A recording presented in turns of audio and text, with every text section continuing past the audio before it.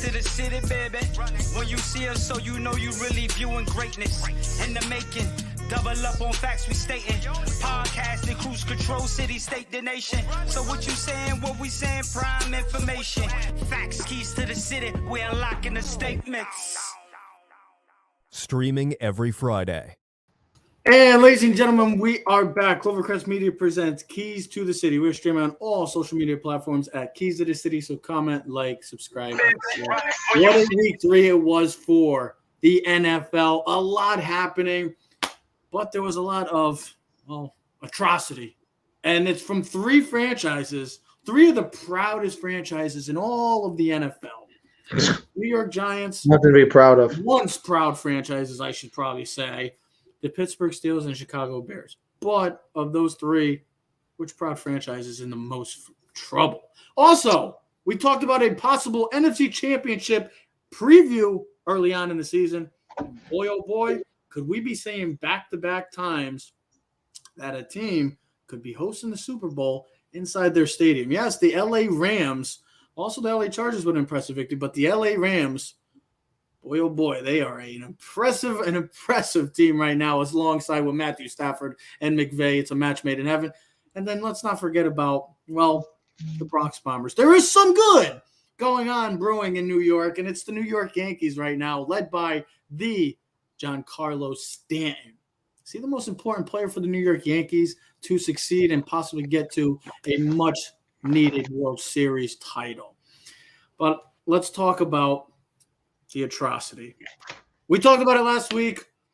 Wasn't really surprising to see how the Giants lost the way they did to the Washington football team on Thursday night. Well, having a 10-day layoff, we thought they'd be coming in motivated. Eli Manning Day. All about Captain E, number 10. And boy, oh boy, what else do we get to see from a team that is probably just gave up 80 points in the past 2 games defensively in the Atlanta Falcons, a team that's desperately looking like they're going to be a top 5 team in the NFL draft. And what does the New York Giants come to do Sunday? They only scored 14 points against that same defense that gave up one of the league worst 40 points coming into this game. Guys, we look at this game. We look at what's happened the past 3 weeks with the New York Football Giants. Is there anything that surprises you about the start of this 2021 season? And what is next for the New York Giants? Surprised a little bit, because this is their easiest 3 games of the season. Well, we had the assumption. Listen, there's no such thing as an easy game in the NFL. Let's get that straight, okay? Unless you're playing the New York Jets. But then again, teams probably say that about us and the New York Giants. Trev, we looked at the schedule like, hey, there's a real possibility we can go 4-2. But I just want to show these. So this is the first one. You got to have some hopes and dreams, right? It's a crying shame. All right. Just bear with me for a second.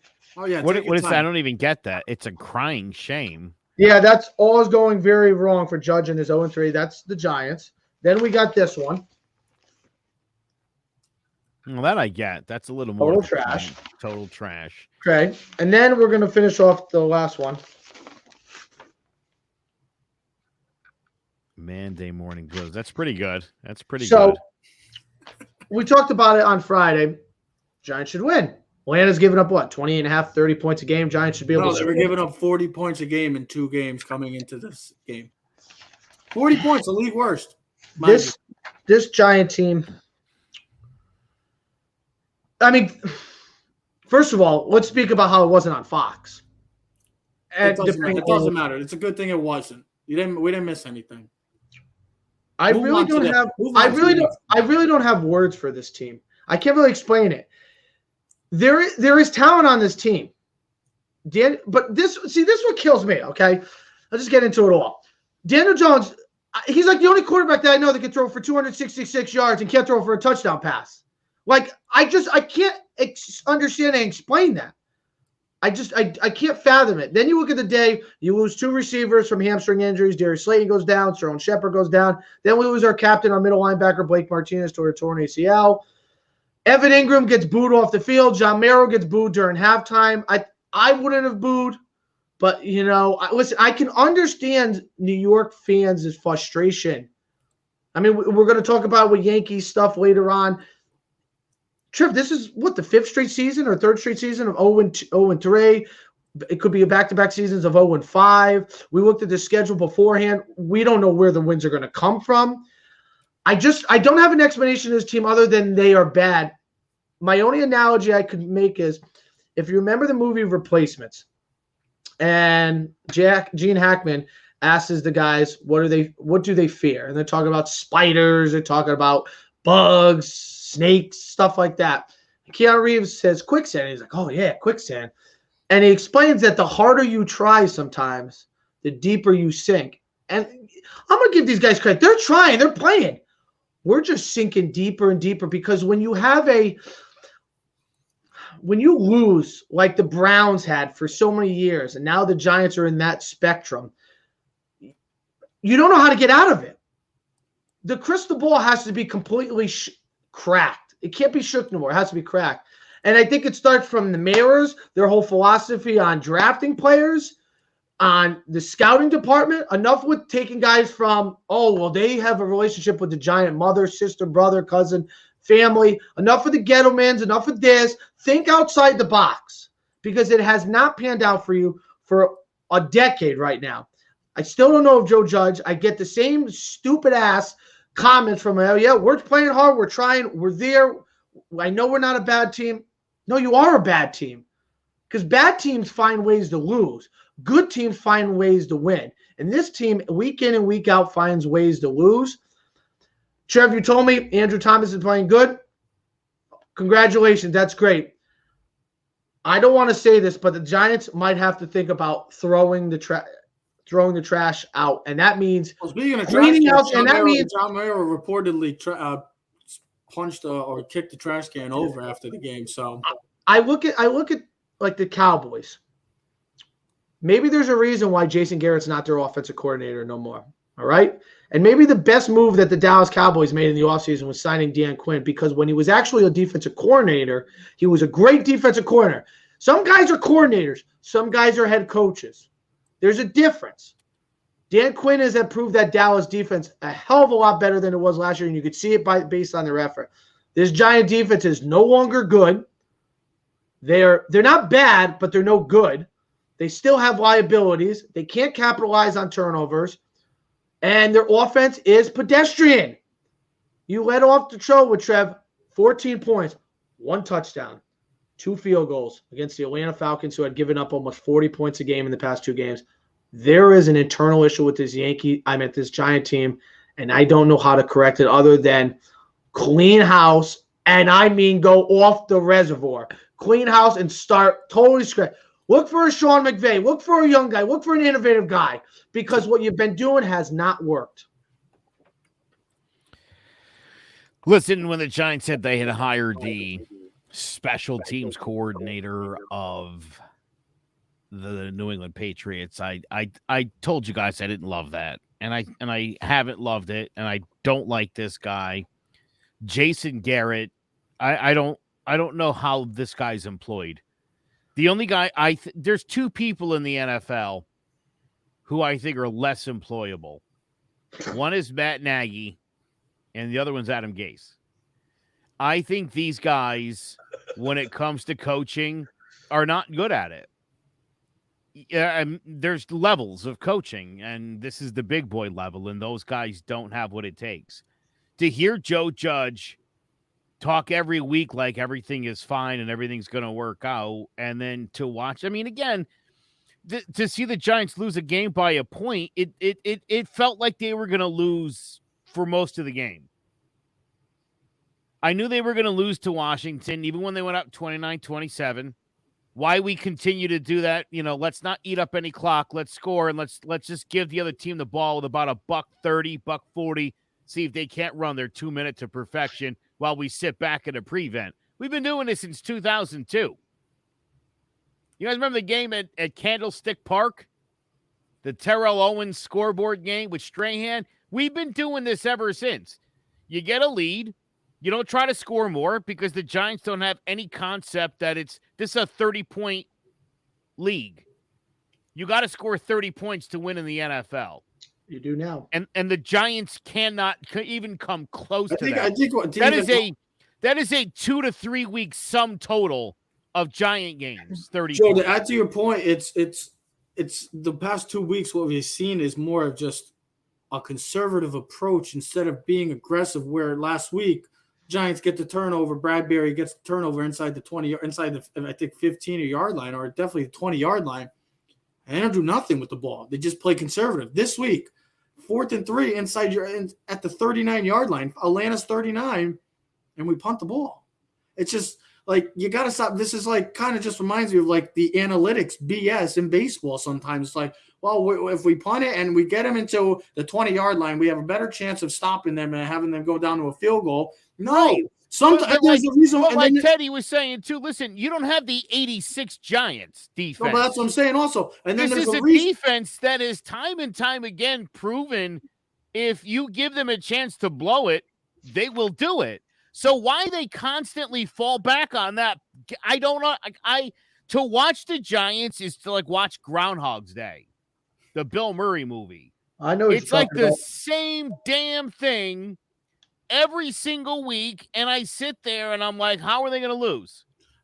How are they going to blow this game? And then there's that moment, could be mid-third quarter. Usually it's either mid to late fourth quarter. The Giants don't know how to win. It's a decade of loserdom, and I don't know how you shake out of this thing. And that's the thing that's frustrating. You see how the way the past 2 games, the way they tried to finish the games, and you look at teams like the Chiefs, the Rams, and the Chargers this week specifically, going for it on 4th and 3 inside their own 35-yard line. They went for it still. It's still. I always try to relate it back. Is it just trust? Do you not have the? No. It's coaching. It's 100% coaching. It's just to see all this going on the same 2 weeks. Bro, Andy Reid ran Matt Moore on a 4th and 3 in a friggin' playoff game. And think about this: to the first team to lose on back-to-back game-winning field goals, the first team in the past 15 years. Trev, I talked to Dad about this. This league is about coaching. As much people want to say talent, it's coaching. I look at the Bills for a perfect example because you were talking about the Rams. Don't talk about the Rams and Chiefs. They're in a whole different spectrum. They're in a different universe than the Giants will ever be right now. I know because you sent a great video this morning on what Lawrence Tynes was talking about how the Rams handle things, where they disregard first round picks because everyone thinks these first round picks. You don't know what you're going to get, but I know what I can get if I go get Jalen Ramsey. I know what I'm going to get when I get Matthew Stafford. I've seen what. It's more about in the sense of just play calling, where like a team like the Chargers going for it on 4th and 3, and you see the Giants. Yes, but who's their coach? Who's their coach? Brian Staley, a young, innovative defensive mind who had the best defense for the LA Rams last year. He's not even. I think he's my age, Trev, and he's coaching the Chargers. And you could see just in the past 3 weeks what a different team they are. They don't make the simple mistakes, even though Dallas found a way to beat them last week. Here's my thing with Judge. Joe, we talked about it last week. I think we might even talk. He's supposed to be a disciplinarian, right? That's what you heard in with spring practice or the practice with you make mistakes, we're going to run. Well, they had another 8 turnovers. Trev, I was reading the thing I told you before. You were saying second goal on the first drive, opening drive. We get a sack, 8-yard loss, field goal, missed opportunity there. 1st and 10 on Atlanta 17. Jones fumbles a snap because of lack of concentration. 11-yard loss, field goal again. Jones on a 3rd and 10. Barkley races down the sideline for a 20-yard gain. Will Hernandez downfield, ineligible downfield, takes a big play back. The missed opportunities, the 3 dropped interceptions when you could have ended the game, the personal foul by Xavier McKinney at the end of the half to extend the drive, a 15-yard penalty so the Falcons can score. The punt at the end of the game by Judge to call timeout while the clock is running. And then Dixon kicks the ball in the end zone. They get the ball at the 20-yard line. Why are we unusing timeouts? Another unsuccessful challenge review by Judge. This is a bad team. This is a very bad team. And I'm telling you now, I think they have an opportunity to maybe scrape a couple games out because that's what the Giants are. You said that they're possibly 0-10. November 2nd is the trade deadline. Barkley should be on the trade deadline, and I can't believe I'm even thinking about that because I truly love him. Like, as a player, like he just someone I really enjoy, a Jersey Giant. We're not going to win with him right now. This team has other flaws. And you'd be like, well, what are you going to get better than? And here's the other thing. Look at Evan Ingram. The man just came back from injury. He fumbles the ball and the crowd boos him. They booed him when he walked off the field. They cheered it. They cheered him when he walked off the field. When can the last time you remember a player, as he gets substituted for, gets cheered for it because they got taken out? Can you think of it? Probably the guy that we're going to talk about later on in our segment on the New York Yankees, which we'll talk about in a little while. But I'm glad you brought up I want to stick to the Giants because yes, they've been the definition of garbage, laughable for the past 10 years. The New York sports, other than the Buffalo Bills, or football teams, I should say, minus the Buffalo Bills, have been laughingstocks, and they're fighting currently right now for the 1 and 2 pick, and that's what it seems like. But I also wanted to bring into this segment two other proud franchises that look like they're in a heap of trouble for different reasons. We just talked about the New York Giants. Two of the other teams, these are 3 of the original 6 teams in the NFL. And it's the Chicago Bears and the Pittsburgh Steelers. And I wanted to talk about these, and I know there was a lot of great that happened in the NFL this weekend. Obviously, the Chargers, an incredible win in Arrowhead. The Rams we're going to talk about in a few minutes. But I really wanted to talk about these 3 teams because you look at the directions of these 3 teams, and you're saying all have head-scratching decisions to make, and you're figuring out what the hell is going on with them. What the hell do they want to do? Well, we just talked about the Giants. The Giants are on the verge of maybe imploding and blowing everything up and going major changes from top to bottom. No, we just did this. The Bears are in a situation where they're trying to get their quarterback, it seems like, killed after their offensive line is god-awful, and Matt Nagy still, Joe, I'm glad you brought up his name earlier, still has a job today. And then another team is the Pittsburgh Steelers, who kind of remind me of the New York Giants just a few years back, trying to draft a running back with an aging quarterback that we know is past his prime, with a terrible offensive line, a solid defense, yes, but in today's league, and we've already talked about it, you can have a solid defense. You don't have an offense, it's not going to take you very far in this league. You'll get you to the playoffs, you're going to win a championship. So all these 3 teams have major question marks. Can I go first? Yeah, it could be on the verge of something very bad, something tragic happening for all these 3 franchises. But to see these 3 franchises that are some of the proudest in the game, to you, Ted, we're all Giants fans, but who do you think is the most in trouble? This is easy for me. I was thinking about how I wanted to answer while you were talking. It's the Giants. It's easily the Giants. The Giants haven't been a disgrace for the past 10 years. Disgrace since they won the Super Bowl in 2011. The Bears and the Steelers have been playoff teams. I truly believe that the Bears will be okay if they go find the right coach. Matt Nagy's not the right coach, bro. He is freaking garbage. I think their defense, they played as hard as they possibly could against the Browns this week. But when your offense totals up 48 yards of total offense, Justin Tucker's field goal was 14 yards longer than your total offense in the game. That's a problem. Matt Nagy, when you go in and tell me all 3 quarterbacks are up for the starting job this week, that's a problem. When can you ever remember a coach saying, what do you need to know in a week of practice that you didn't know for the last 3 months? They should bring back Sid Luckman. So I look at the Bears and I go, all right, they got a foundation. They got a defense. They have offensive players in Allen Robinson, David Montgomery. Get them the right coach, okay? Get them the right coach. You got a young quarterback, and you can see things turn around really fast for them. The Steelers, here's the problem with the Steelers. They have an aging quarterback. They have a great defense. They have playmakers on the outside. They have a stud young running back. They just need to find a young quarterback. But think about this. When have you ever not had faith in the Steelers? Their organization from top to bottom, you have faith in Mike Tomlin to always turn things down, turn the right way. And you have faith in their drafting of finding players and finding the right pieces. So, yes, right now, the offensive line stinks. Big Ben is aging. By far. Yes, but you asked me the question, what proud franchise is most? It's the Giants. Where do you see hope in the Giants? You're not totally sure Daniel Jones is the future. You still have questions marks on the offense line. You still have question marks on the defense because they can't capitalize and they can't rush the passer, which is the most valuable part of the defense in the NFL. You don't have to have a great secondary if you can go sack the quarterback. All right? And we have question marks through coaching, scouting, ownership, cheapness, everything. At least you can have faith and go look at the Steelers organization and say, you know what? They'll find a way to turn around. They have been. When's the last time the Steelers have been bad for an extended amount of period? And the Bears, as bad as the Bears were even last year with Mitchell Trubisky, they still made the playoffs. Let me clear up something you just said. You said the Bears are a playoff team. The Bears have made the playoffs 12 times since the 1985 Super Bowl. They've made the playoffs 3 times since 2010. They haven't had a quarterback since Sid Luckman, ever. Jim McMahon was not a good quarterback. Anybody who thinks he was, go look up his numbers. He was adequate. He had the greatest running back of all time behind him and a historically good defense. The Bears are garbage. They've been garbage. They shouldn't have made the playoffs any of the years they made the playoffs. That was, to me, more the rest of the division. What's that say about Mitchell Trubisky being weaker that year? Listen, Mitchell Trubisky wasn't the issue there. I said it all last year. Mitchell Trubisky wasn't the problem, but now you put Justin Fields in there. I don't know what people thought was going to happen.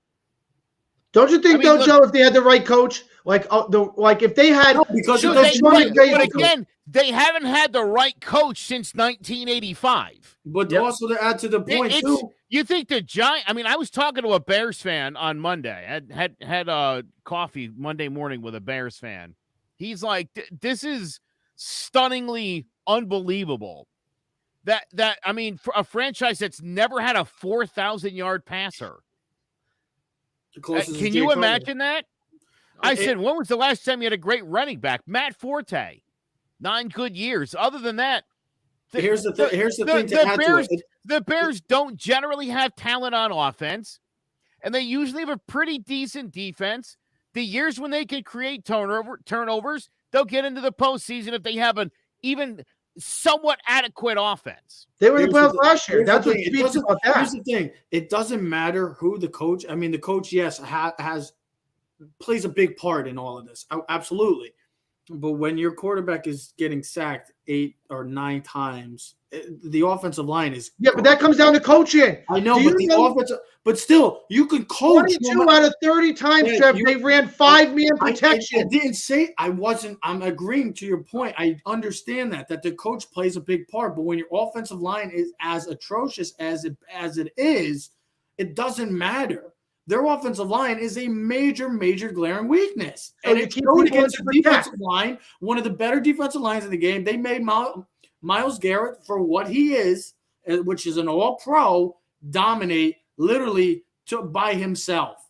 Took him behind the woodshed by himself and beat up on the entire Bears offensive line. Justin Fields was in no room to succeed, and no game plan was going to succeed on Sunday. They got to figure out a new coach. They got to figure out a new coach situation, and the offensive line, they desperately need to go find offensive line help, because if not, Justin Fields is going to have a very short career, and that would have been for any of these rookie quarterbacks. And I know we've had a serious conversation about this because the rookie quarterbacks have not looked all so great. They've had their moments, but they all have had moments that you're like, okay, that's why they're rookies. Maybe they're not ready. But if Justin Fields, if this offensive line doesn't get repaired, I don't care what quarterback. I don't care if Mac Jones is there. I don't care if Trevor Lawrence is there. Their offensive line, he will not be playing for long if that offensive line is not repaired. Go ask Andrew Luck. Go on, Joe. Yeah, it's kind of what my point was going to be. I mean, again, you as a rookie are, I feel bad for Trevor Lawrence. I mean, for anybody who thought, they draft Trevor Lawrence and good things are going to happen. It's not how football works, unfortunately. Same thing with the There's very few guys that can come in the league and take over. Andrew Luck was one of them. Yeah. All right. I mean, there might be, the great Troy Aikman, Peyton Manning, their rookie seasons, Trevor Lawrence tied consecutive interceptions in the first game. He's got 6 picks already. So, Joe, you're 100% right. To think of a rookie kid, that's why I'd say coaching matters, because look at the improvement from Josh Allen's rookie season to now where we are, right? You're like, what is Josh Allen's rookie season to like last year? It's coaching. It all has to do with coaching. Look what Sean McDermott did. And here's another thing. Offensive coordinator, Brian Gable. It's been with him since day one for Josh Allen. They have built a chemistry. They are phenomenal. Kellen Moore, phenomenal offensive coordinator, has built a great chemistry with Dak Prescott. You look at where Eric Bieniemy, Mahomes since day one, built that chemistry. They are phenomenal. You look at where – I mean, this is part of the reason. Now, Aaron Rodgers is phenomenal. He don't need a quarterback coach. But remember how pissed he was when he lost his quarterback coach? That's why it's about finding the right offensive coordinator, the right quarterback coach to work with these guys. That's what the Bears thought when they brought Matt Nagy in from the Chiefs. Sorry, maybe it was more Andy Reid than Matt Nagy. Sorry, Joe. Finish up your point, Joe. I want you to finish up your point. Yeah, I guess I don't know. I don't know if I have any more points to be made here. I just think. Listen, the Bears are a dumpster fire. So who do you think is more in trouble, the Giants or Bears? Because I think we all agree the Bears. I mean, what do the Bears don't have anything? They don't have any real pieces. I mean, again, listen, Justin Fields is great, and if they get an offensive line and they get him someone to hand a ball off to, and someone that can catch slants and a tight end and a deep threat. Like, dude, I mean, they need like 100 draft picks to get everything that they need. But they have a better defense. Listen, the Giants, on the other hand, Saquon Barkley said this yesterday. There's no bad teams in the NFL. And he's wrong. I mean, because the Giants are a bad team in the NFL. Well, the Jets, I don't know if he must have not watched the Jets so far this season, too. Here's the thing. The Giants are the Giants are as close as Joe Judge says. The thing is he's the guy that's supposed to get them to get over that hump, and he's failing miserably. But let me ask you this, Joe. Okay. If I'm Joe Judge on Sunday, I don't want my defense back on that field. Hold on, let me ask you this, Joe. I want to ask you this, and then we'll get into the Rams. Is it Judge that is getting forced to try to clean up the mess that the Maras and Gettleman have and even Jerry Reese, I should say, have started, and they're trying to put the pressure on him to try to solve all that? He's supposed to be Belichick and just put all the pieces back together like that? I know people are getting frustrated with Judge, and for a reason, but are we putting too much pressure on Judge in the sense of he's supposed to fix this mess that we've been talking about for the past 10 years? Joe Judge has only been there for a year and a half. We have to remember, this has only been a year and a half. Before then, the Giants were just as bad, if not worse, as it is now. Here's the problem. The Giants were over with Ted. Let me explain. Listen, they were worse because they were getting destroyed at times. At the end of the year, we thought they had an identity. They were going into. We had some sort of direction. But what was the year? The year they got rid of Eli Apple and Jenkins got suspended. Remember that? The 3 blowouts in a row. That was Shermer's years. No, that was the year. No, that was McAdoo's year. That was the year that the Giants are supposed to be one of the favorites to win the Super Bowl because they made the playoffs the previous year, and everybody was high on them, and they finished. Can I answer your question? 3-13. Finished 3-13. Can I answer your question? It is Judge's job to clean up because while you guys are talking, I'm going, let's think of the teams, guys. Let's think of bad teams that have been better, right? Let's think about the Buffalo Bills who have been god-awful. Sean McDermott turnaround. Let's think about the Miami Dolphins, okay? Okay, hold on. I'm not saying the Dolphins are a Super Bowl caliber team, but don't you look at the Dolphins as a Dolphin fan and say, I have a little bit more faith with Brian Flores? But you also got to take into consideration, too. I know we're going to get into the Rams, I promise you, but you also got to take into consideration they hit on draft picks. The Tua situation, Sander, we just talked about it. Mac Jones. No, Trevor, that's just a joke. He's being sarcastic, but here's the thing. The hypothetical game is stupid. Yeah, absolutely. I don't. If Ted was 6'3", he could have been in the NFL. Yeah, if this guy was here, everything would be. You don't know that. You don't. I mean, again, if Haskins and Daniel Jones had gone in reverse order, would Haskins be a great New York Giant quarterback? Would he have led them to the playoffs? Maybe. Who knows? We don't know how it would have worked out. All we know is what happened. Listen, you get drafted. You're on the team you're on with the coach you're on. You're either going to make something of it or you're going to be out of the league in 4 years. And that's what I'm trying to say is that let's think about it. You just named a couple teams, Ted. Well, they've also hit on their draft picks. I mean, I agree. You tell me realistically the last time the Giants hit on a draft pick. Trev, that's part of the problem I have with this Giant team. The organization. I'm talking about not like 7th round, 6th round pick. No, I know that. I'm talking about a first round pick. Second round, because the majority. Is it Eli? Well, here's the thing: the Giants have better players.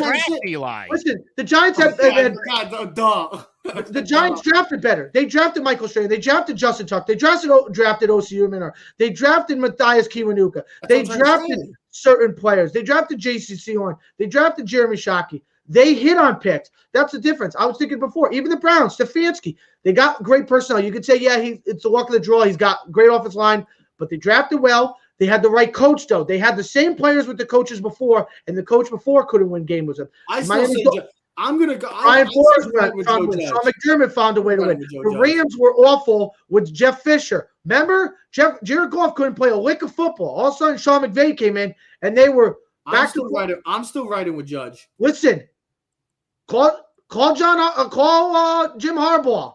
Call someone. Because if Joe Judge can't get it fixed, I don't want to hear it. No more. It's your job as the head coach. Listen, it's your job as the head coach to find ways to get wins. Be better, all right? Don't tell me there's no bad teams. There are bad teams, but there's good teams find ways to win. Bad teams find ways to lose. If you're disciplined, you don't make mistakes. You don't have 8 penalties. You don't turn the ball over. You don't go off sides when you know he's kicking a field goal. You capitalize on interceptions when they hit you in the hands. Well, that's his fault. Joe Judge is supposed to be in Adoree Jackson's hands. Trev, good teams find ways to win. Oh, I know that, but it's the Giants. Well, listen, well-disciplined, well-coached teams don't drop surefire interceptions in the end zone. They run that thing back 105 yards, and they seal the goddamn win. That's what they do. Well, so this all falls on Joe Judge. Open up the goddamn offense. Let Daniel Jones show you what he's got. You got 14 games to prove any of you belong there now. 14 games. Go for it on every 4th down. I don't want to see another punt the rest of the friggin' season. You got nothing to lose. The only thing you've got to gain is not going 0-17. Because when you keep playing not to win, you don't win. I love it. I'm still riding with Judge because I think it's a combination of everything. It's a combination of terrible drafting, the Giants just finding guys, former players or former people in the staff that let's just hire guys like that. They need to go outside the box and they need to go all in and make moves like that. Jason Garrett, his time has come. They got to move on. Dave Gettleman, your time has come. They got to move on. It's not working. They need something new. And that's why I'm going to still ride with Judge. But speaking of going all in and thinking outside the box, well, there was an NFC Championship Preview game this past Sunday. And let me just say, there were a lot of touchdowns in this game by the Matthew Stafford, the new look Matthew Stafford, the new look Los Angeles Rams, and maybe, just maybe, ladies and gentlemen, we could be seeing back-to-back seasons where the home team is representing or playing in their own stadium, and the LA Rams finally take down the champs. The champs have finally lost the game since last year. They beat them up last year too, Trev. They beat them last year. They haven't lost. The Buccaneers haven't lost since last year. That's what you're saying. Have finally come to they finally have lost the game. But we were just talking about the Giants and not being aggressive and not making moves. And you look at this team like the Rams. The Rams, we go to complete opposite side of the field, and we could say a team that has made all-in moves. They don't care about draft picks. They don't have a draft pick until, well, hopefully by then in the next 5 years. Well, maybe I'll be married by then. Who knows? Maybe Ted will be married by then when the next time the LA Rams have a draft pick, first-round draft pick. I'm sorry. I just had to get it in. But that's the difference between teams that make moves like that, like the Kansas City Chiefs have done it, and the LA Chargers making a big call, bold call this week, giving the ball to their quarterback, their franchise quarterback, and taking a chance on 4th and 3 and getting the first down. The Buffalo Bills trading up traded up to go get Josh Allen because they saw a golden opportunity, a franchise-altering, changing player, and that's why teams like the Bills like the Chiefs, like the Rams, and maybe, just maybe, the LA Chargers will be in situations where they'll be playing later in the Sundays in the season and later into next year, while teams like the Giants are going to be watching already. And, well, it's not even October, guys, and we're already talking about what's next for the New York Giants. Well, the Rams to finally have put on all display. Well, they're legit. And I know me and Joe both said that the Bucs, we picked the Bucs to win this. I wasn't going to go against Brady. That's fine. I still think the Rams are going to be amazing. I think the Rams are going to be a great team. They were one of my tems that I thought. And they have matched up very well with Tampa the last two seasons in Sean McVay's defense and offense. But I'm not even talking about the NFC. Have the Rams become the favorite right now on September 28th, currently in the NFL? Yes, absolutely. I'm going to use Ryan Clark's words. They have guys on that football field. They have guys. If you know what I mean, is they have studs. They have Jalen Ramsey. When he looks against anyone on the other side, he goes, I got you. It doesn't matter who he's facing. I got you. Aaron Donald is a beast. There's no one in comparison in the NFL as a defensive lineman to him. They're the best team in football. They have one of the best coaches. And now, for the first time, they have a stud quarterback. They have a quarterback that I told you that was great, just could never prove it because he played for a sad-ass organization who doesn't know how to win. That's the Detroit Lions. It's amazing when you change your scenery how great a player is looked at when he gets the right coaching and the right personnel. Do you realize that the Rams pay like 5 guys like 75% of the salary cap and the rest are most of their money? They have $67 million put in through their quarterbacks because they're still paying Jared Goff's contract and they're paying Matthew Stafford. They paid Robert Woods and Cooper Kupp. Cooper Kupp is a stud, okay? If he can stay healthy, he's been – Aaron Donald now is – he was, but now is the 3rd highest paid defensive player in the league. But doesn't matter. He's we know what he is. And Jalen Ramsey's the highest paid cornerback, or was the highest paid cornerback in football. So you think about that. Majority of their salary is built on the quarterback, the 2 receivers, and the 2 defensive players. And then they have a bunch of other fill-in spots, but coaching, they have all the pieces to win a Super Bowl. Think about this. They made it to the Super Bowl with Jared Goff. Jared Goff. Matthew Stafford is so much better than Jared Goff. And it's not that he's just better. He's just more talented. You know, like in everything that he does, his footwork, his ability to stretch the field, deep, middle, short game. You have a coach that puts him. This is like where you know all the answers. You don't have to give the shortcuts with Jared Goff as a quarterback. You can open the full playbook up and have everything. And then they have the defense to match up with anyone. That's why this game against Arizona this week is going to be another classic. 2 teams that are 3-0. Kyler Murray and Matthew Stafford right now, with the adding of, Josh Allen, should be 1, 2, and 3 in the MVP race. Maybe you want to throw Brady in there as well. But this right now is the best team in week 3. We know how this goes because we did this last year when Trev, you were like, who's going to win the Super Bowl in week 8 or 9? And we're like, and we didn't even think Tampa Bay except for you. Thought Tampa Bay was the team. Things could change, but right now the Rams look like the best team, and it's because of Matthew Stafford why they are considered the best team in football. Joseph.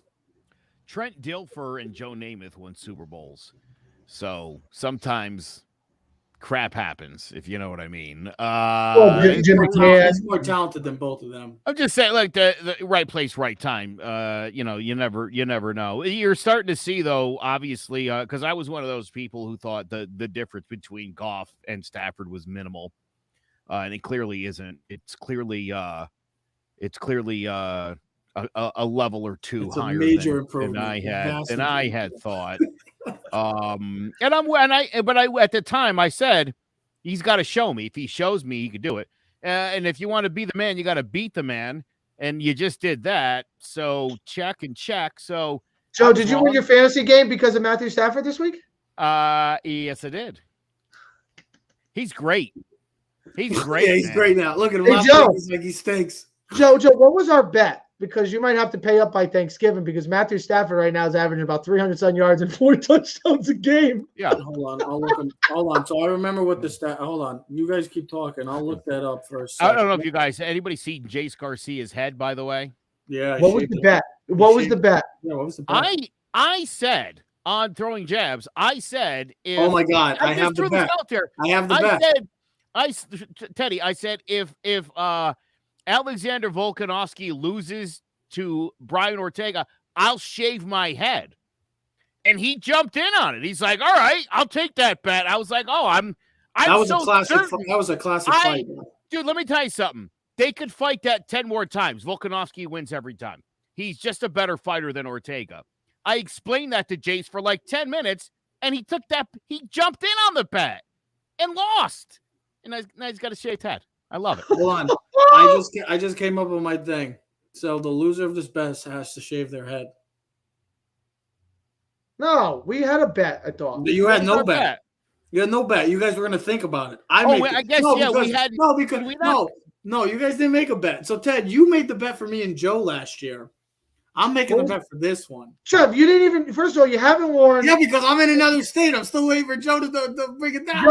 Joe, when he comes up in November, you give him the shirt. We'll stop at the house. We'll get ready for pizza. You give the shirt. I'll wear it. We'll take a bunch of pictures and I'll take a picture one day. That's it. That's it. But hold on. I'll show his stats right now. Currently he's got 942 yards, and he's got 9 touchdowns.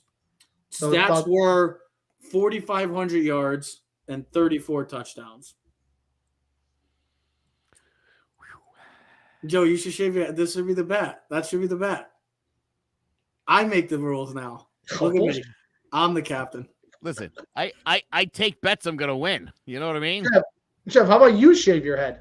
BS. I'm not making no bets. I lose. I lost to Jack. I lost to you. I lost to Frank. I lose all my bets. I'm done betting. I'm a degenerate loser better. I'm like Eddie freaking Mush. They call me Trev Mush. But no, all kidding aside, the Rams look legit. Matthew Stafford looks legit. Sean McVay and that combo, boy, oh boy, that's a special combo right there. I wouldn't mind seeing a little different of Buffalo Bills versus the LA Rams. Josh Allen playing out of his mind right now. What about an all LA Super Bowl? I mean, sign me up. That stadium is gorgeous. You know what? Herbert versus Stafford, Joe's 2 favorites.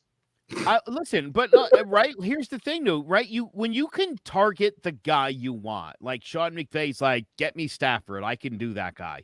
I can make this thing work with this guy. Mahomes and Reed. When you Allen and the Bills there, when you pick the Giants' philosophy is best available player. Yeah. And I've never understood that. Like, find a guy you like. Think about and try to build, because as you start to develop your free agency plan, if you're just taking next available, maybe he doesn't fit. Joe, you remember the last time the Giants did that kind of situation? Ernie Accorsi said, "Get me Eli Manning." That worked out for the Giants. Maybe they should target your guy. Target your guy. Speaking of a guy that's on target right now, and maybe the hottest hitter in all of baseball. And yes, there is a lot of fun happening in New York. It might not be in the gridiron, but it is on the diamond. And boy, oh boy, we talked about it on Friday. The New York Yankees had a do or die series going to Fenway, possible matchup of where they could be going into the wild card game, or they could be hosting it. Well, after this weekend, they look like they could be hosting it. All depends on another huge weekend or another 3-game series against those Toronto Blue Jays. But boy, oh boy, the Yankees, the way they did it, clutch hitting, the solid pitching. I know there was some hiccups in those games, but boy, oh boy, I'm going to keep saying it. Any Yankee fan that wants to boo this man for the rest of his tenure, screw yourself, because you got issues. This man might be the hottest hitter in baseball that is going into meaningful baseball too. Joey Votto's been playing out of his mind. Bryce Harper's been playing out of his mind. But this guy, Giancarlo Stanton, what he did this weekend against those Red Sox, the moments that he delivered for the Bronx Bombers, guys, we talk a lot about Aaron Judge, and he had a fantastic weekend as well, too. I'm not going to take away from what Judge has done. But we got to think about it. What Giancarlo Stanton, when he's healthy, what he did last postseason for the Yankees, carrying that offense to almost literally carrying them to a Game 5 and hopefully was hoping to get by the Tampa Bay Rays. We know what happened. But, guys, should we start considering that Giancarlo Stanton maybe the best and most important player on the New York Yankees? Because we got to also take into consideration, when Brian Cashman made this trade, we were getting the NL MVP. We were getting a guy that's a top 5 player in the game at the time. I think we're starting to see Giancarlo Stanton finally get into his zone, finally get into the groove of things. In situations like that in the past, we've seen Stanton fail. And he came up clutch, not once, but twice, and hitting balls out of this world. No doubters. Is he the most important, and I'll go even more, / best player on the New York Yankees right now for them to succeed this year? Trev, I told you the best player was Judge. I think because you got to add Judge's defense into the equation. But I think you're right. I think you hit a point where Stanton might be the most important player. But I want to bring up one quick thing because I know I'm on a time restraint. I think the most important for the Yankees the most important player the Yankees have right now is Anthony Rizzo. And it's not to this question, it's Stanton. But the reason why I say that is because if it wasn't for Anthony Rizzo's trade, Alex Cora doesn't bring in the lefty to face Rizzo, which means he leaves the righty in against Stanton. Because if you think about this Yankee lineup, was before the trade time was righty, righty, righty, righty, righty, righty, righty, righty, righty, righty. Now throwing Rizzo in between Judge and Stanton, you have to figure out what you're going to do. You're going to play and Alex Cora, which is surprising, he didn't play the numbers. Rizzo hits 100 points higher against lefties than he does against righties, which is remarkable. He brought the lefty in. He walks up or hits Rizzo in the leg. He has to face 3 batters, which means in the old days, he would have never had to face Stanton. Now Stanton, who crushes lefties, faces the lefty and puts the ball into the next atmosphere. But Stanton, though, you are right to the point. He is the most important player. You see how good he is and what he does in the game. He changes the game drastically. This is why you do pay a man $323 million. Why he's worth every penny. I will say this so Joe can get to his point. The Yankees starting pitchers have allowed 3 runs or fewer in 62 of their past 73 games and 2 runs or fewer in 50 of them. So the pitching has been a viable point. Listen, this whole team is an important part. Every part of this team is important. Chapman's important because you have to be able to close the game out, and he looks like he's back where he needs to be. Garrett Cole, phenomenal ace Friday night, took care of business. And then, like you said, Stan, I mean, you're possibly right because Stan just took over the whole series. If it wasn't for Stanton this series, they'd probably lose 2 out of 3. I was wondering. And he took over the series by 2 swings of the bat. Sunday night with the grand slam. Saturday night was a grand slam. And then Sunday night after Judge rips one in the gap, he puts one down Lansdowne Street right through their rear ends. What was if you have the stats for Stanton this weekend? 3 home runs, 10 RBIs. I think he batted 326. 7 for 12. 3 homers, 10 ribbies. Yeah, and 2 hits in every single game, which is even more remarkable. And I'll answer this question. I think the guys you're paying $700 million to combine, Stanton and Cole, are your number 1 and number 2 guys. I love Aaron Judge, and he's the heart and soul of this team. But the 2 most important guys and the 2 guys that need to deliver between now and the end of the season and then throughout the postseason, again, the $700 million babies that you went out and got, Stanton and Cole really have to earn their money, and they're going to have to play out of their mind. Stanton's already on his way. Here's another point I'd like to make. Listen, 19 and 20, obviously he played 19 in 23 games. Frustrating, especially in the wake of Jacob Ellsbury. But in 2018, this guy was an animal, and he was an animal in the postseason. And this season, when he plays full seasons, he's one of the best players in the game. It's the reason I've never been down on Giancarlo Stanton. I hate that he's out a lot, but I need this guy healthy because when he is, he's one of the best. Dude, that ball he hit out of Fenway Park on Sunday night, I swear to God. Which one are you talking about? The home run on Sunday Night Baseball. Saturday night 440. I have never seen a ball sail out of Fenway. I've been watching the Yankee games since 1978. I have never seen a ball sail out of Fenway Park like that as fast on a. I mean, I can't even. I mean, that legit might have landed on the Parkway. So, Joe, here was the numbers. Saturday night's home runs was 452 feet at 114.1 miles an hour. I memorized this because I shared it to you guys like an animal because I was screaming my brains out. Saturday's nights was 448 feet, 116 miles an hour. It didn't matter. I think the ball went farther than 450 feet. Saturday nights was crushed. I think Saturday's nights was into another orbit.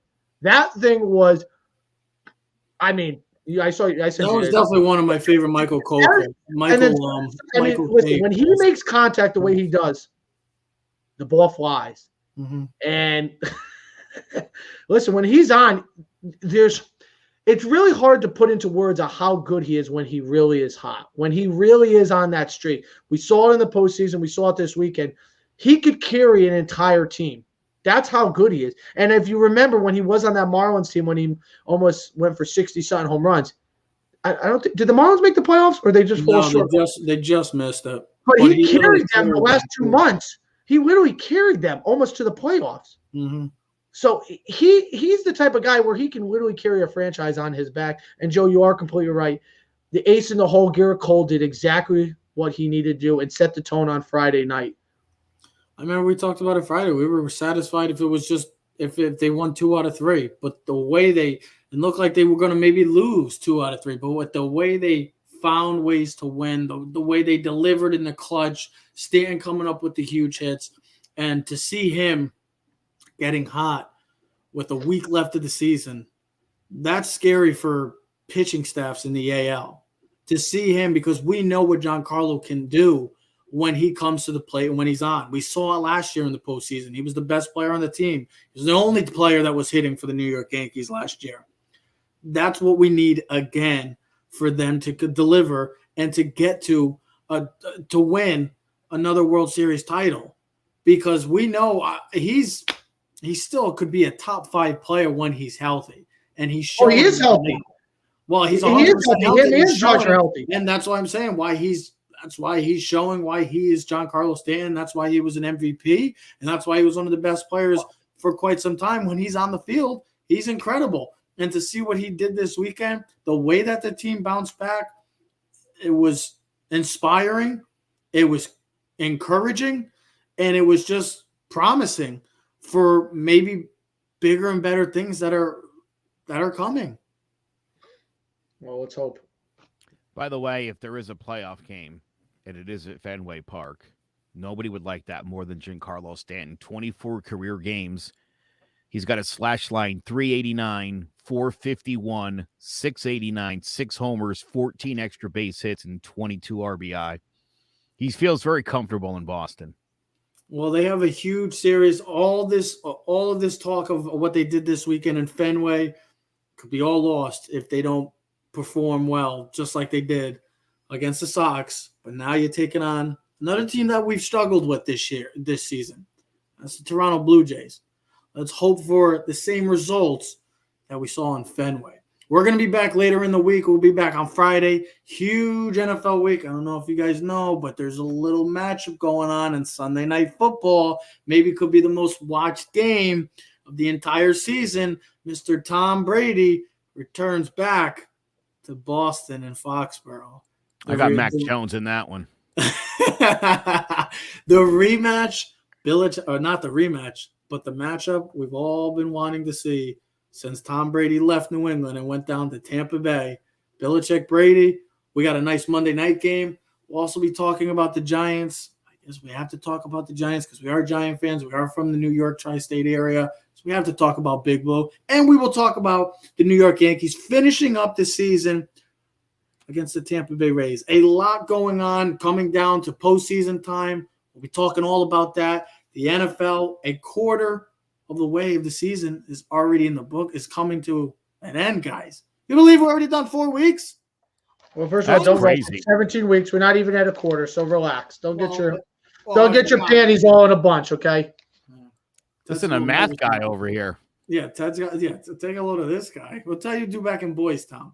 Now, I would like to also do a top 10 list if we can, our top 10 power. We're going to do a power rankings by the end of the week, and we're going to do a top 5 pasta dishes. Yeah, we're coming back with the food. We haven't talked food in about a month, but we're bringing back top 5 pasta dishes. Joe, did you do any fairs this weekend? Because I know there's a lot of fairs. Pass on the Big E, the Durham Fair, the other stuff like that. No, Joe stayed in. He didn't want to get COVID. No, I actually went to I did go to Lyman Orchards for some pumpkins and some peaches. Oh, nice. And some coleslaw too, right? Got to get the coleslaw. They got Or if you can get some pumpkin spice on it.